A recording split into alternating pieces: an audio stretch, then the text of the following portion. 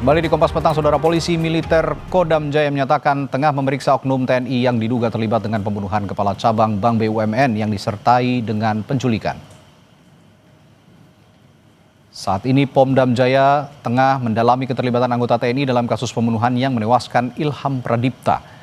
Kasus pembunuhan Kepala Cabang Bank BUMN terungkap setelah korban ditemukan tewas di area persawahan di Kabupaten Bekasi, Jawa Barat.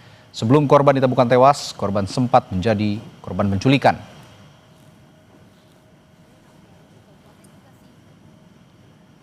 Dalam keterangan tertulis kepada Kompas TV, Komandan Polisi Militer Kodam Jaya Kolonel Doni Agus Priyanto menyatakan, masih kami periksa dan dalami itu, katanya.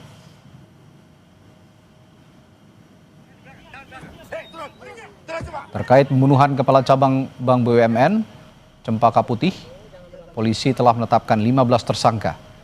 Dari 15 tersangka yang sudah ditangkap, polisi menyebut ada 4 tersangka yang diduga merupakan aktor intelektual dalam kasus pembunuhan ini.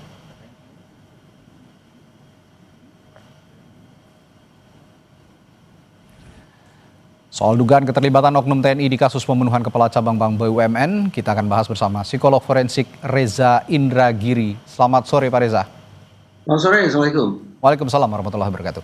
Pak Reza, polisi kan sudah menetapkan 15 orang tersangka dan 4 diantaranya diduga sebagai aktor intelektual. Nah, sekarang muncul kembali diduga ada oknum anggota TNI yang terlibat dalam kasus pembunuhan Kepala Cabang Bank BUMN ini. Apakah ini bisa jadi anggota TNI ini malah yang menjadi aktor utamanya di balik kasus ini? Kita gunakan kata oknum ya, bukan anggota TNI tapi oknum anggota. Ya, oknum anggota TNI. Kemungkinan bisa saja, karena itulah dalam perbincangan di Kompas TV sekian waktu silam saya sudah mengatakan paling tidak ada sekitar 4 klaster yang perlu ditelisik oleh pihak kepolisian untuk memastikan siapa perannya apa. Sehingga kemudian tidak bisa tentukan pasal apa yang dikenakan kepada mereka, bentuk pertanggungjawabannya seperti apa. Nah, pada sisi lain saya sudah sempat berbincang dengan kuasa hukum 4 orang warga yang disebut-sebut melakukan penculikan atau penjemputan paksa terhadap korban. Dari apa yang kami perbincangkan, terus terang saya belum menangkap adanya indikasi atau tanda-tanda bahwa oknum tersebut berkedudukan sebagai orang yang mengotaki, orang yang mendalami, orang yang paling punya kepentingan bagi peristiwa ini. Bahwa ada oknum yang terlibat, tampaknya sulit untuk disangkal. Tapi sekali lagi, kita ingin menempatkan oknum ini pada klaster yang mana. Kalau kita berasumsi atau menduga-duga, berspekulasi, bahwa mereka merupakan aktor, merupakan dalang, merupakan paling berkepentingan, maka semestinya di kepala mereka harus bisa dicek ada tidaknya target, insentif, sumber daya, dan risiko sebagai 4 elemen yang harus mereka kalkulasi sebelum melancarkan peristiwa ini. Kalau 4 unsur itu tidak tersedia di kepala mereka, maka sekali lagi saya terus terang tidak begitu yakin juga bahwa oknum-oknum tersebut bisa ditempatkan pada klaster pertama, yaitu sebagai pihak yang menjadi dalang atau pihak yang mengotaki atau pihak yang paling berkepentingan bagi terjadinya peristiwa ini. Oke, yang ingin saya tanyakan kemudian begini, Pak Reza, ciri-ciri biasanya psikologisnya umumnya dari oknum anggota militer seperti oknum anggota TNI misalnya yang terlibat dalam kejahatan kekerasan seperti penculikan, pembunuhan, berdasarkan pengalaman Anda dalam kasus serupa bagaimana? Lazimnya perilaku pelanggaran aturan organisasi yang berlangsung di organisasi berseragam, katakanlah demikian.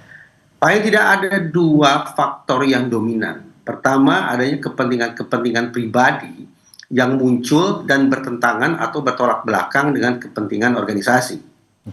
Dan kedua adalah kontrol yang lemah. Kontrol yang tidak kuat terhadap mereka-mereka yang sudah punya kepentingan pribadi yang bertentangan dengan kepentingan organisasi. Mungkin bisa diperluas juga.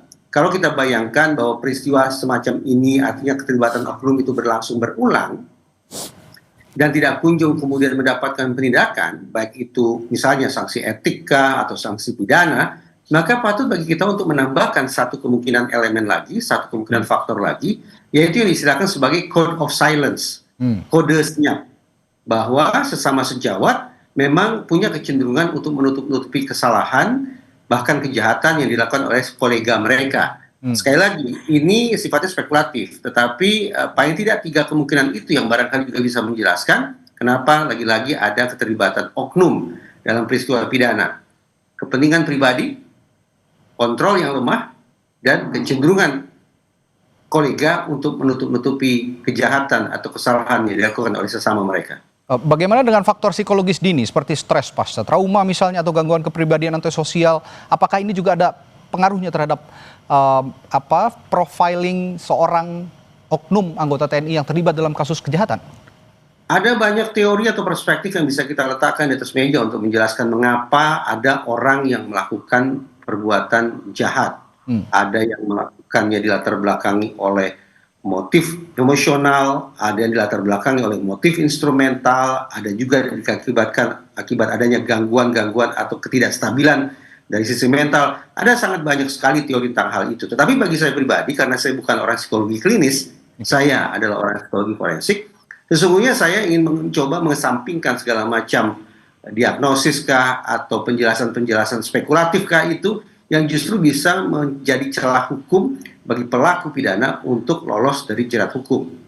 Jadi saya menghindari anggapan ada pelaku pidana yang mengalami stres hebat, mengalami trauma, mengalami gangguan jiwa, ataupun sekali lagi sebutan-sebutan lainnya yang sadar tidak sadar justru bisa memberikan peringanan sanksi atau bahkan pembebasan sanksi pidana dari mereka. Oke, saya ingin beranjak kepada keterkaitan satu sama lain tersangka termasuk dugaan keterlibatan oknum anggota TNI ini. Apakah menurut Anda mereka ini saling kenal termasuk dengan 4 yang sebelumnya sudah ditetapkan oleh polisi sebagai dalang utama dalam kasus pembunuhan ini? Mengacu pada informasi yang saya peroleh langsung dari kuasa hukum mereka-mereka yang melakukan penculikan atau penjemputan paksa itu, dari orang-orang yang melakukan penculikan itu yang mengenal oknum tersebut hanya 1. Selebihnya tidak kenal, tapi mengikuti apa yang kemudian diperintahkan oleh teman mereka yang 1 itu, yang mengenal oknum tersebut. Oke, baik. Nah, dari perspektif psikologi forensik, Pak Reza, apa kemungkinan profil psikologis seorang dalang yang diduga dalang ya oleh polisi, ada 4 orang ini, dan juga diduga sekarang ada keterlibatan anggota TNI juga yang berprofesi sebagai anggota TNI. Apakah mereka punya pola perencanaan yang matang biasanya atau lebih tidak terorganisir sebenarnya?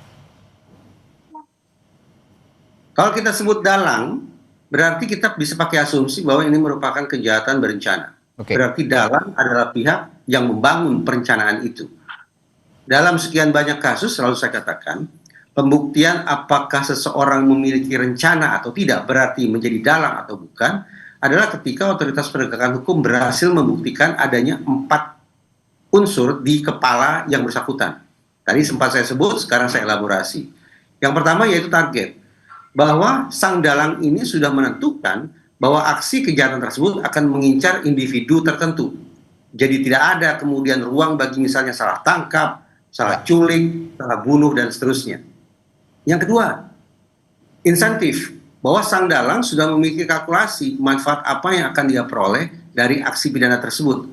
Sudah barang tentu, hitung-hitungannya adalah manfaat yang diperoleh haruslah lebih tinggi atau lebih besar daripada cost, daripada biaya yang harus dia tanggung bagi berlangsungnya peristiwa tersebut.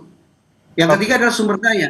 Sang dalang ini menentukan siapa saja yang harus saya libatkan, pada jam berapa operasi harus dilakukan, di tempat seperti apa penculikan harus dilakukan, bagaimana cara mengorganisasi semua pihak agar kemudian sinkron satu sama lain. Itu menyangkut tentang sumber daya atau instrumen kejahatan.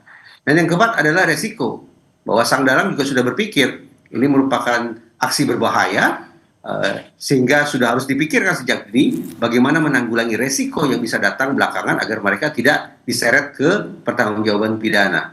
Nah, sekali lagi, kalau 4 unsur atau 4 elemen itu berhasil dibuktikan ada di kepala sang dalang sebelum operasi jahat ini berlangsung dan sifatnya kumulatif, artinya seluruh elemen tadi tersedia secara utuh, maka hitung-hitungan di atas kertas itulah sang dalang.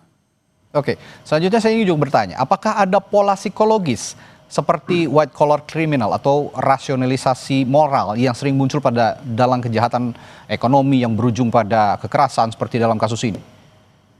Sulit dielakkan ya, karena korban adalah orang yang bekerja di sektor perbankan, ditambah lagi ternyata ada sekian banyak orang yang dilibatkan dalam aksi kejahatan ini, maka memang bisa kita bayangkan betapa kejahatan yang satu ini atau peristiwa yang satu ini membutuhkan kos atau membutuhkan biaya tinggi. Oke. Nah, kalau kemudian kita sepakat bahwa ini merupakan kejahatan yang membutuhkan biaya tinggi, maka masuk akal pula kalau kita menganggap ini merupakan salah satu bentuk kejahatan kerah putih, white collar crime.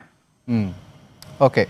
Dan melihat anatomy of crime dari kasus ini, Pak Reza, kalau melihat adanya dugaan keterlibatan oknum anggota TNI, apakah bisa saja oknum anggota TNI ini menjadi dirigen dari semua semua orang yang terlibat dalam kasus ini? Ada 15 orang sejauh ini. Sekali lagi, segala kemungkinan itu bisa saja. Proses investigasi akan menempatkan siapa melakukan apa, dikenakan pasal berapa.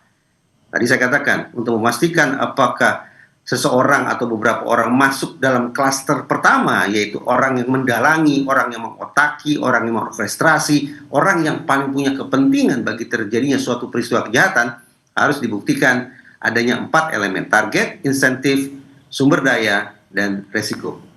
Oke, terakhir singkat saja Pak Reza, kalau melihat profil dari para tersangka dalam kasus ini, kira-kira menurut Anda seorang anggota TNI melakukan tindakan kejahatan, apakah ini bisa juga berpengaruh dalam perspektif psikolog forensik terhadap institusi yang bersangkutan?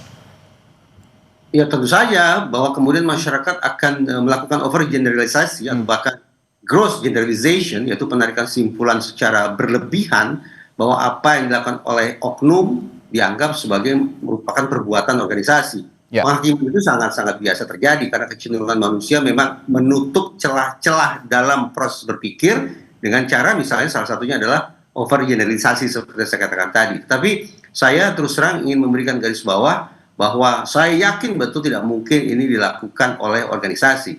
Ini tanda petik sebatas dilakukan oleh oknum, sehingga pertanggungjawaban yang kita tagih adalah kepada oknum yang bersangkutan. Baik, terima kasih perspektifnya Pak Reza Indragiri, psikolog forensik, telah berbagi perspektif di Kompas Petang. Sampai jumpa lagi, sehat selalu Pak. Terima kasih.